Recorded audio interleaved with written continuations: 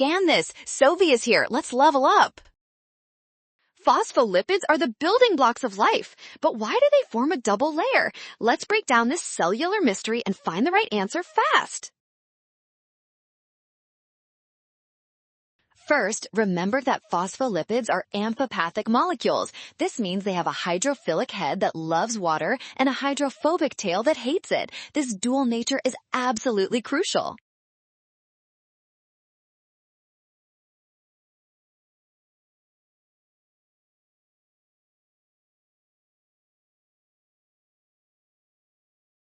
Finally, this creates a bilayer where tails hide in the middle. This specific arrangement allows only the heads to touch water, making option A the perfect explanation for the membrane.